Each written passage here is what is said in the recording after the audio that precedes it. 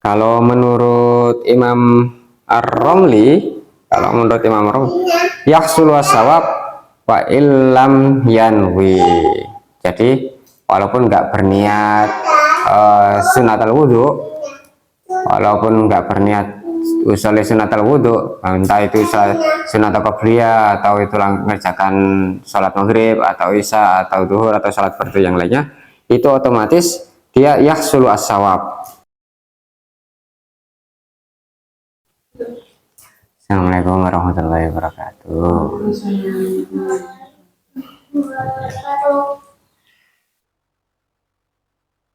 Ilah dari Nabi Mustafa ini syafi'ina wa faratina sallallahu alaihi wasallam.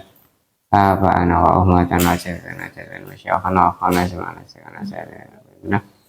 Sulihum wa furihim wa dariyatihim wa dabihu alaihim damul fatihah. Wa billahi minasyaitonir rajim. Bismillahirrahmanirrahim. Alhamdulillahirabbil alamin.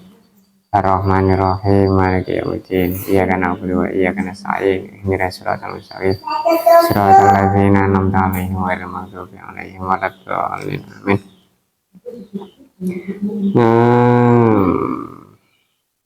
Sekarang kita sampai pada bab sunnatul wudhu. Ini bab sholat setelah wudhu. Ini sunnatul wudhu rakaatani. Jadi sunnahnya wudhu itu mengerjakan sholat 2 rakaat paksa atau lebih banyak boleh. Akibahu setelah mengerjakan wudhu. Jadi setelah mengerjakan wudhu itu disunahkan sholat 2 rakaat atau lebih, 2 rakaat atau lebih. Fatahsulu bima tahsulu bi at-tahiyat. Nah, seperti halnya sholat tahiyatul masjid kemarin ya. Jadi kalau kemarin sholat tahiyatul masjid itu sudah menjadi gugur karena mengerjakan sunnah qobliyah.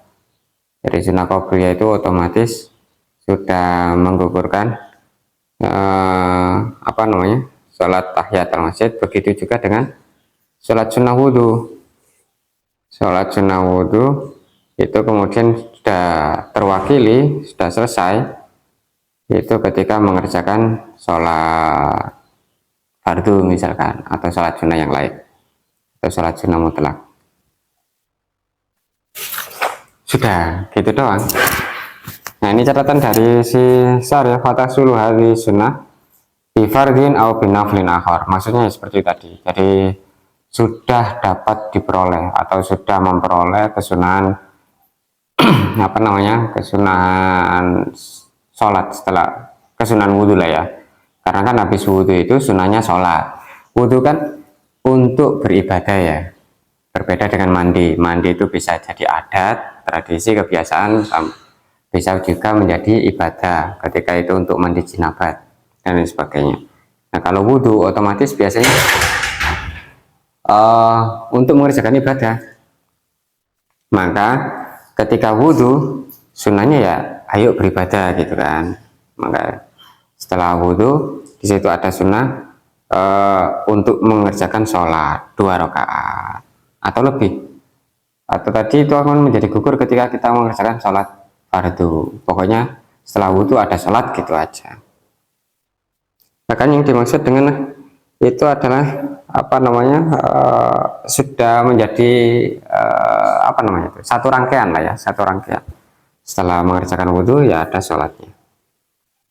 Idul maksudu istiqmalul wudhu fi sholat. Nah, maksudnya ya itu tadi, maksudnya adalah bahwasanya wudhu itu digunakan untuk sholat. Jadi ada memang khilafnya kan, yaitu khilaf bainal ulama. Jadi khilafnya atau yang menjadi perdebatannya itu adalah apakah usul sunnatan sunnatul wudhu, jadi sholatnya itu memang spesifik sholat sunnah wudhu, ataukah itu sholat sunnah mutlak. Jadi sholat sunnah mutlak kayak qobliyah, ba'diyah itu atau sholat sunnah yang lain itu sudah menggugurkan sholat, sudah menggugurkan kesunahan tadi itu kesunahan wudhu. Karena ketika mengerjakan sholat qobliyah maka dia otomatis sudah mengerjakan sunatul wudhu. Jadi ada dua pendapat di situ. Yang pertama memang usuli sunatannya itu untuk sunatul wudhu, jadi memang sholat setelah 2 rakaat setelah wudhu, ataukah itu yang penting setelah wudhu itu sholat. Kalau menurut Imam Ar-Romli, yahsulu as-sawab wa illam yanwi. Jadi walaupun nggak berniat sunatul wudhu, walaupun nggak berniat usul sunatul wudhu, entah itu sunatul qobliyah atau itu mengerjakan sholat maghrib atau isya atau duhur atau sholat fardu yang lainnya, itu otomatis dia yahsulu as-sawab.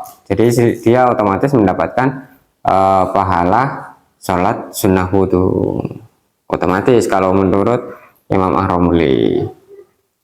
Faqala akhirun, sedangkan menurut ulama yang lain, innama yaskutu at-talab wala yahsul as-sawab illa idza nawa. Kalau menurut ulama yang lain, perintah untuk menjalankan sholat setelah wudhu itu sudah terkerjakan.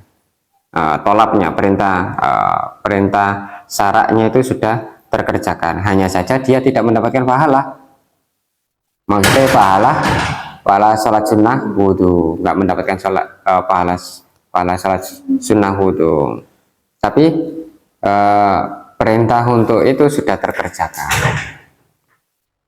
kata menurut pendapat ulama yang lain. Yang jelas di situ perdebatannya hanya ada di yang tadi itu, ada 2 klausul, bahwasanya memang ada sholat sunnah wudhu, ada memang sholat sunnah mutlak tapi itu sudah menggugurkan wudhu. Sholat sunnah wudhu atau itu nanti ya kayak tahiyatul masjid lah, walaupun sudah mengerjakan sholat fardu mutlak otomatis otomatis menggugurkan sholat sunnah wudhu. Itu berawal atau landasannya adalah hadis atau kisah dari Sayyidina Bilal. Kisah dari Sayyidina Bilal. Haitsu qala Rasulullah sallallahu alaihi wasallam, "Dakhaltu al-jannah faraitu Bilalan fiha." Jadi Kanjeng Nabi ini namanya kisah tapi yang akan datang ya. Kisah yang akan datang. Tapi sudah diceritakan oleh Kanjeng Nabi. Jadi dakhaltu al-jannah faraitu Bilal. Saya masuk ke surga dan saya melihat Bilal udah di sana ini.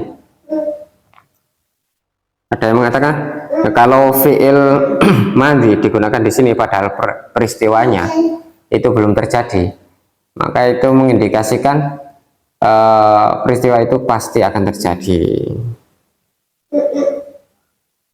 Kayak ketika mati sholat, jadi sholatnya belum dilakukan, tapi karena memang pasti akan dilakukan di situ setelah qomat itu, maka pakainya fi'il madhi. Nah ini kan juga begitu, dakhaltu al-jannata. Jadi baginda Kanjeng Nabi itu masuk